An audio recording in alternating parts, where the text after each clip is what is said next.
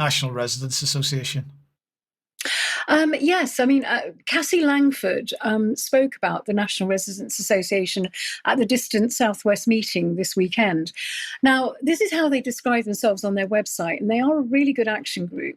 They were founded in 2022 by a group of concerned residents from around the United Kingdom. The aim was to create a national group which can help people protect their national and local communities. And as you can see there, it's got all sorts of different concerns that people may have, and it all fits into this framework of understanding that we can come together with these concerns and approach our councils. New members are welcome from anywhere in the UK, and more associations that join, the more influence we have. So what happens when a group of residents empower themselves and challenge their town council after repeatedly being ignored at council meetings? On the 10th of July, 40 frustrated people from the Merseyside National Residents Association descended on Sefton Council and had the audacity to ask them a few questions. Now, this is a problem up and down our country where ineffectual and uninformed councils are buckling under the strain of dissatisfied residents who have very genuine concerns. They ask questions about the cost of immigration, serious local safeguarding issues, 5G policies and planning, and net zero expenditure. Sefton Council's reaction to these questions was really quite shocking. To be fair, one councillor tried to answer, but as questions from the last meeting had been ignored and with 40 annoyed constituents in the room, the council became increasingly defensive as they had no meaningful means of addressing these answers. The meeting spiralled into chaos. The mayor, unable to respond, decided to pause the meeting, which is their way of saying, we're going to just pretend this isn't happening. And despite the residents not being aggressive or threatening, but simply asking reasonable questions, the mayor abandoned the meeting and called the police. There's nothing like calling the police when you've lost control of a situation because somebody's asked, why are we spending 1.1 million on immigration-related grants when we're in a cost of living crisis?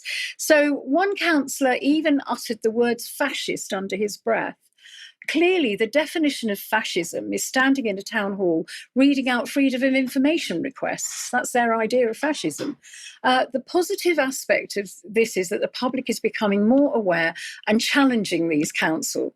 So let's see what happened in Sefton Town Council, starting with this video of a woman very concerned about safeguarding women and children on the streets of Sefton. So I ask again, will you hold a public meeting to address residents' safeguarding concerns face to face and show that you take seriously your duty to protect all of us? Then we had a gentleman asking about expenditure of net zero, and that seems a reasonable request. How can the council claim that its net zero policy is justified or affordable for residents, especially during the cost of living crisis? With that regard, we see that it's time to put a pause on a proper independent review before pushing ahead further. And then finally, we have the council abandoning ship. This is really quite shocking. If we could... Go on, get out!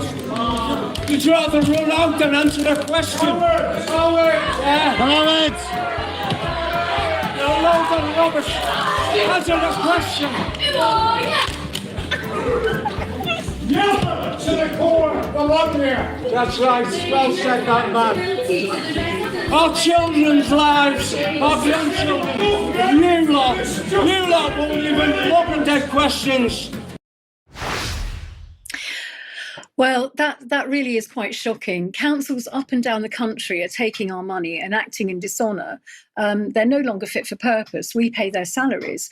They need reminding of the Nolan principles and be held to account by them. I doubt if they even know they exist. So let's remind us what the Nolan principles are. Councillors must operate with selflessness, integrity, objectivity, accountability, openness, honesty, and leadership.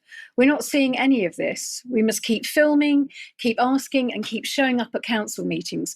We must be intelligent and strategic, and we must be empowered.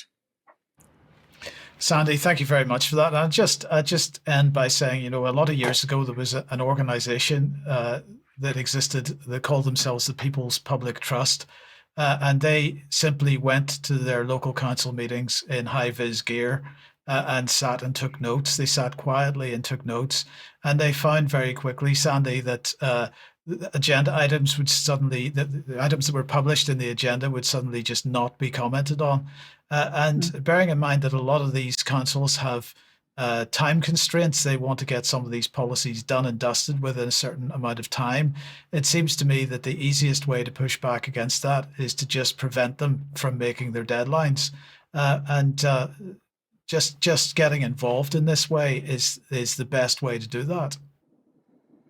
Yeah, I think if we approach it in a very intelligent way, and not an aggressive way, and just literally play them at their own game, because they clearly do not know what they're doing, and we do, and we don't realise our own power.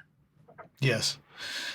Yeah, I think this is it. I mean, I think the other aspect is the way in which councils particularly have sort of been sleepwalking into this. And first of all, they haven't interrogated the issues that they're supposed to be dealing with, but specifically nor the legislation which binds them toward either the council above them, if that's if they're at a lower level. And that in turn leads, of course, as you've articulated so many times, back to upholding the values of the United Nations Sustainable Development Goals. And I think a lot of people, even in those offices, do not realise that that is actually written into law. And of course, when they get caught out, they have nowhere to turn because they've never interrogated it at the right stage. And that presents a massive problem. So the message is get involved, and we'll have to leave it there on that message. I'm going to say thank you very much, Sandy and Vanessa and Charles, of course, and thank you to everybody that's been watching today.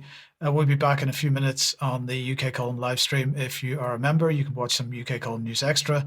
Otherwise, have a great rest of the day. Don't forget Germ at 7 p.m. tonight. Another interview going out at 1 p.m. tomorrow, and we'll be back for the news at 1 p.m. on Friday as usual. See you then. Bye-bye. Bye-bye.